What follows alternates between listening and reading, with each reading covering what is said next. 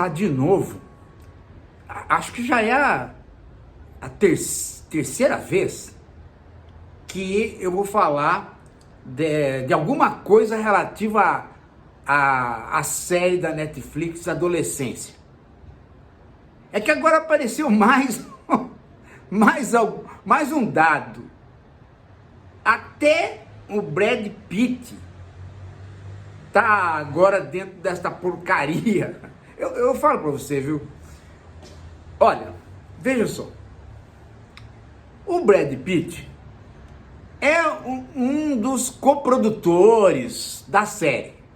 Enfim, eu não sei se ele participa com dinheiro, mas ele apareceu lá no set de produção. Ele é um dos coprodutores, alguma coisa assim, da série, a adolescência que tá aí, a coqueluche da Netflix. Aí, começou a aparecer na internet um papo de onça.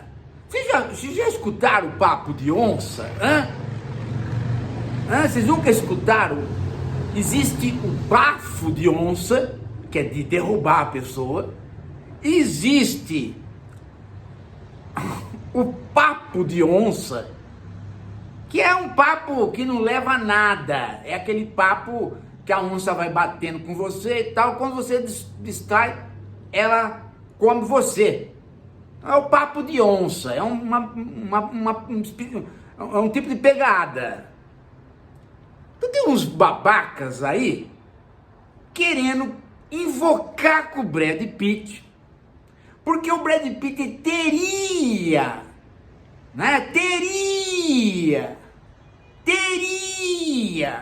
dado lá uns safanões nos filhos dele, numa discussão com a Angelina Jolie num avião. Então dali ele já virou abusador. Virou abusador. Acusado por quem? Pela Angelina Jolie. Que é uma moça que tem visíveis problemas com o pai. Se você ver a série de fotos da Angelina Jolie desde pequena, né?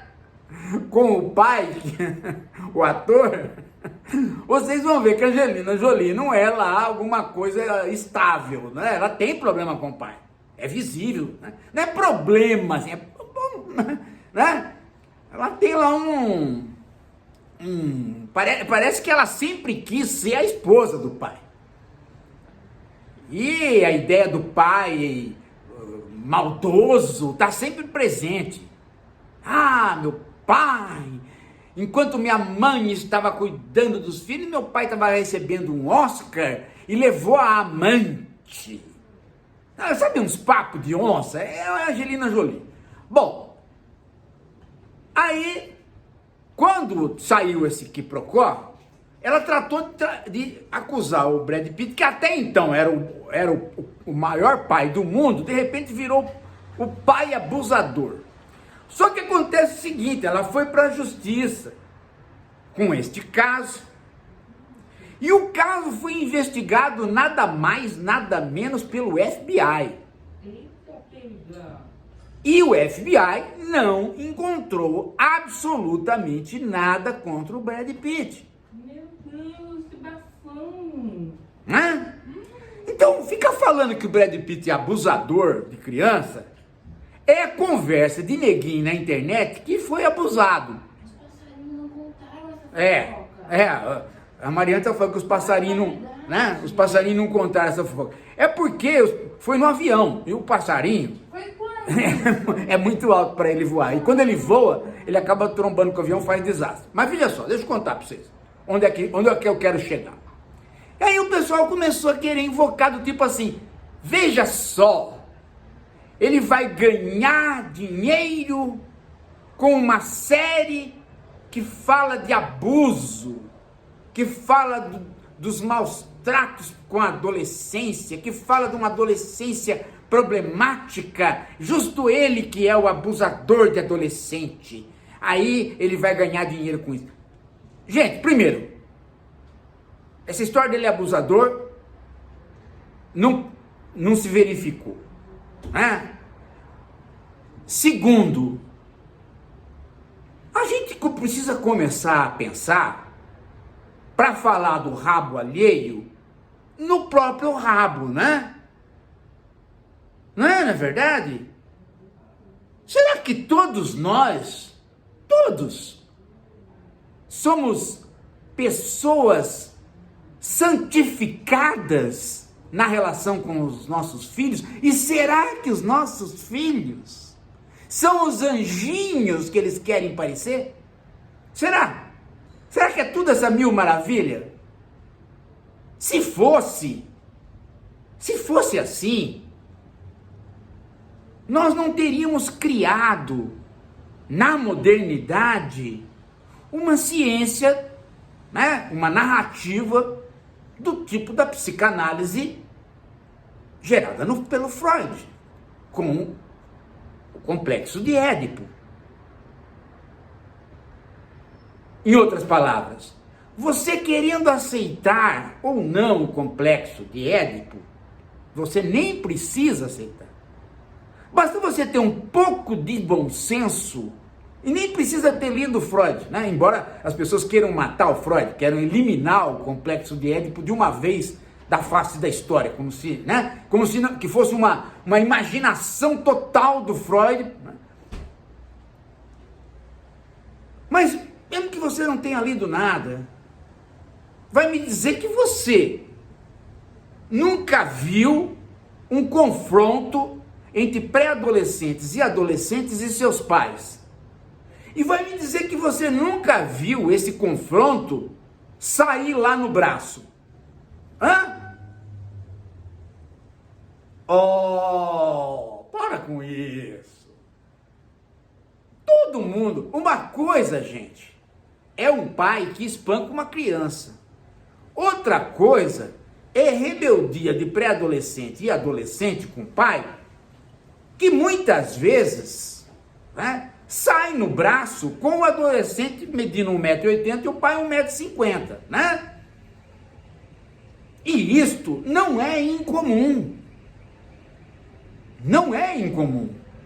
Porque este confronto, ele faz parte da construção de cada um de nós. O adolescente que sai de casa para não ter o confronto, o adolescente que sai porque teve o confronto, o adolescente que não sai porque o pai é um banana e não confrontou. Não tem de tudo?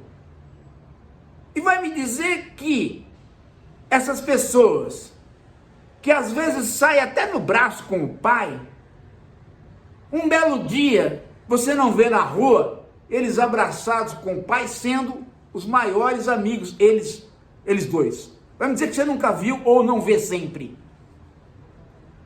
Hã? Para com isso.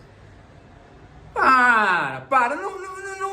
Não inventa que na tua família é tudo, né? Porque se é tudo santinho, talvez não seja santinho, talvez seja banana. O confronto, gente, na hora que você chega na pré-adolescência, na adolescência, é natural. Há um confronto, às vezes há um bate-boca, às vezes há vários bate-boca, às vezes há uns quiprocós aí, né? Uns tapas na orelha de um ou de outro, né? De repente,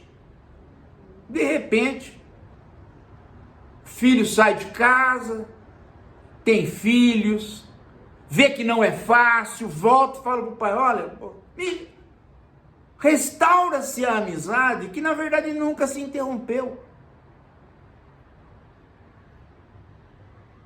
Brigas familiares que levam à violência doméstica é uma coisa. Discussão dentro de família por conta de adolescente ou da entrada da adolescência é outra coisa, gente. É preciso tomar isso com mais naturalidade e começar a ver nos filmes aquilo que os filmes são. Eles são o quê? Ficção.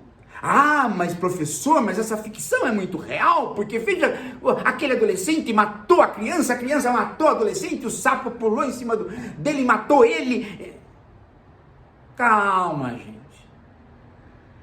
Violência de gangue de adolescentes, a gente está cansado de ver na história. Ah, professor, mas não é mais gangue. Agora é o adolescente sozinho, o incel. Ele fica em céu e ele sai matando. Por que ele é incel? Porque ele acha que as mulheres, ele é tóxico. Ele tem uma masculinidade tóxica. Por quê? Porque ele acha que as mulheres não dão bola para ele fica revoltado, então ele sai matando as meninas na escola, e depois também mata meninos, e depois ele se mata, depois ele mata o pai, ele mata todo mundo. Gente, continua sendo uma gangue. Continua. A diferença é que o número de pessoas envolvidas fisicamente é menor. Mas o cara montou uma gangue na internet, ele está fazendo uma atividade de adolescente. Ele está participando de um bando. E se você pega lá atrás, naquilo que o Santo Agostinho considerava um dos grandes pecados da vida dele, além das orgias,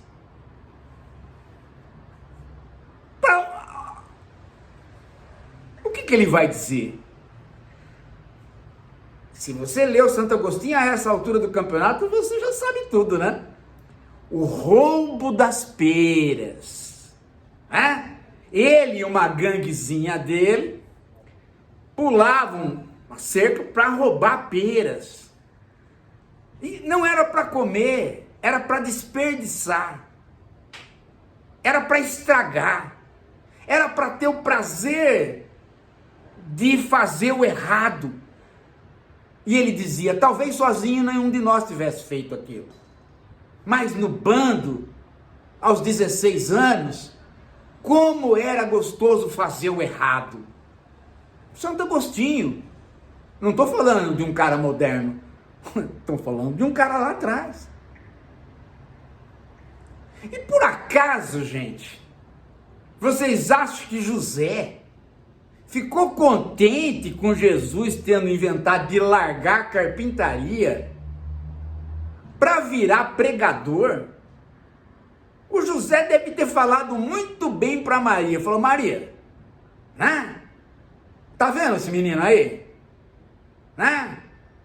Eu tenho vários filhos, mas justo este que foi feito pela pomba, olha o que virou. Não quer estudar, não quer trabalhar, não quer ir para carpintaria e quer ser um pregador. Que beleza, né? E os nossos negócios vão para onde? Aí deu no que deu, né? Morreu na cruz e a Maria desesperada. Você acha isso bonito? Hã? Se não fosse o cristianismo, se não fosse Paulo, talvez Jesus fosse só um rebelde sem causa. Se não fosse o cristianismo da mãe do Agostinho, talvez o Agostinho sempre fosse um adolescente babaca, roubador de pera, estragador de pomar alheio. Então, vamos começar a baixar nossa bolinha? Que esse negócio de que, os adolescentes rebeldes, nossa, eu nunca assisti Laranja Mecânica, então eu acho que a adolescência maldosa começou agora. Vamos parar?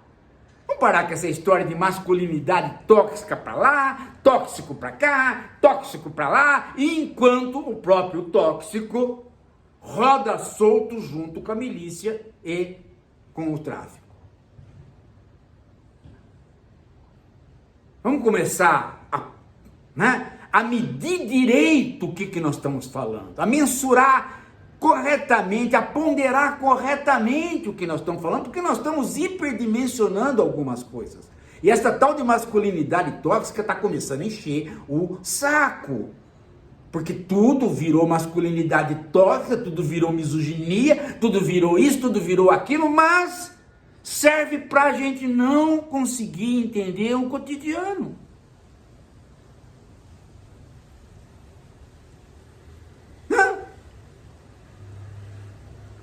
No cotidiano, gente, no cotidiano, as coisas não são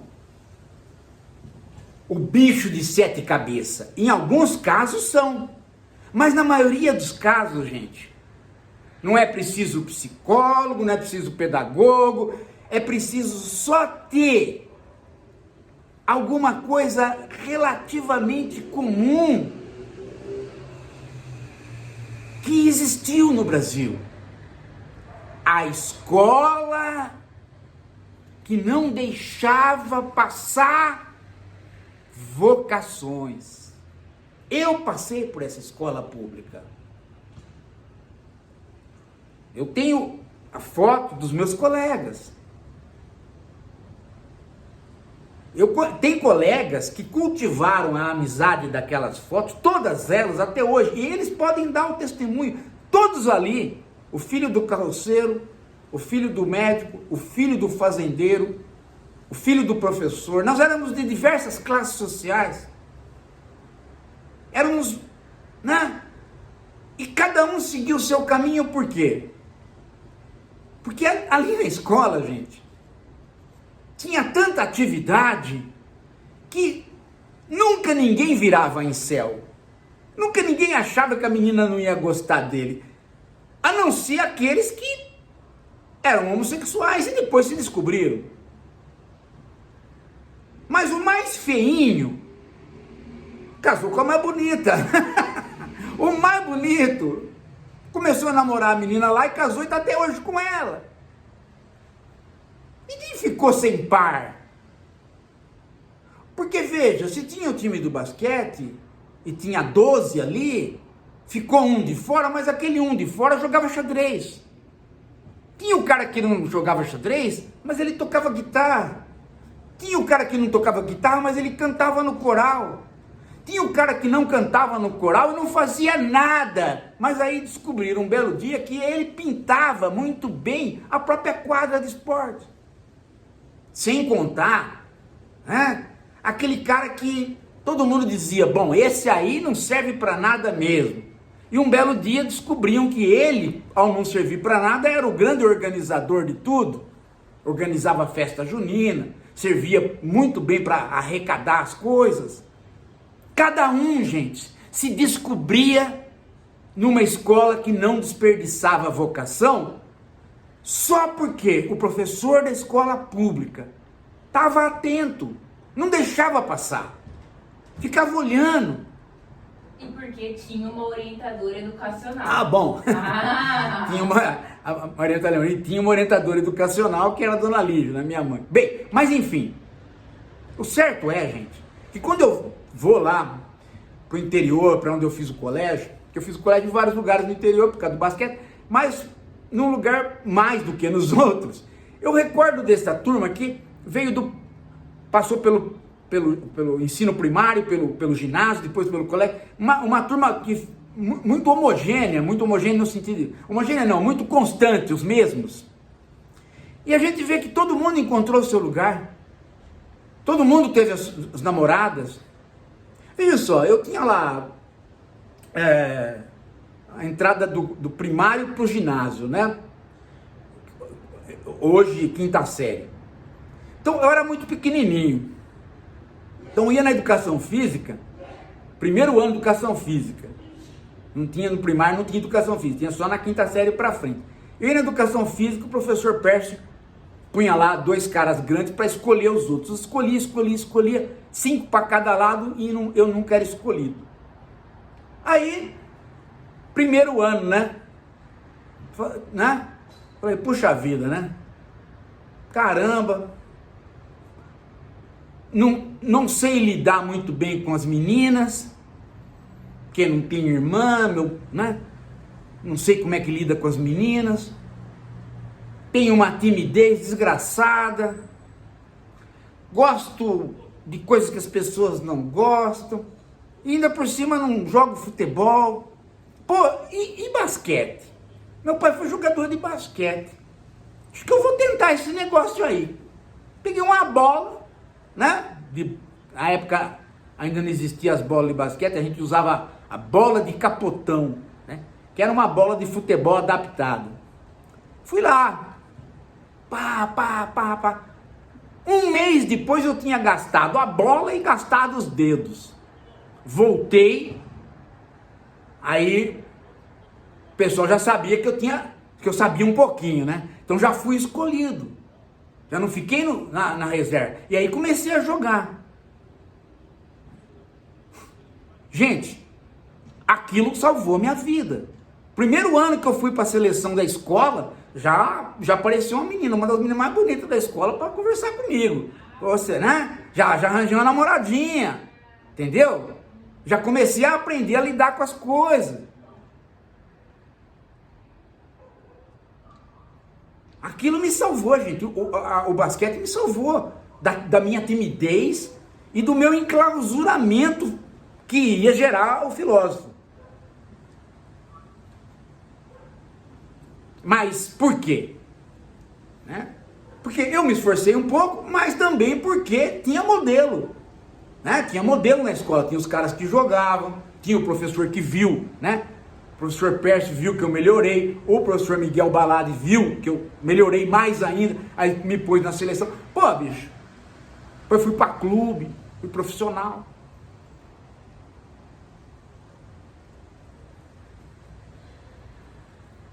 Caramba, gente, né?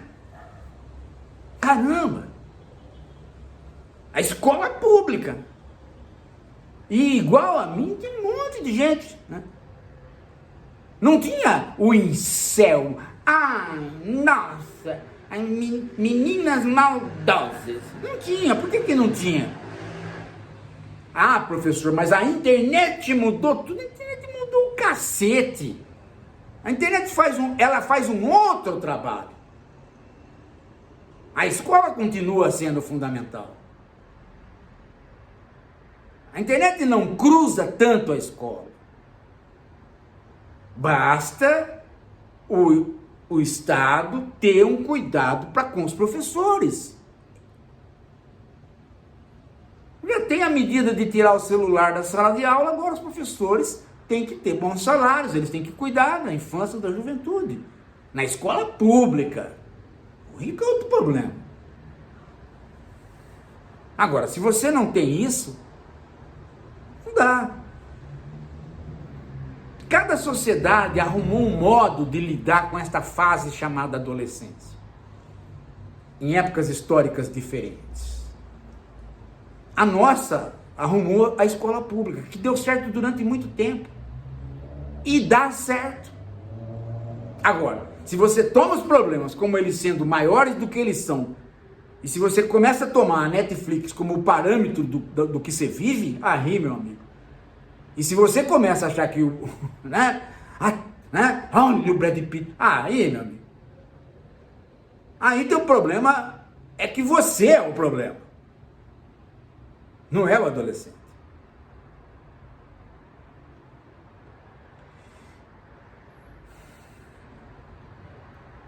Às vezes as coisas simples dão resultado, gente. Daqui a pouco a gente volta.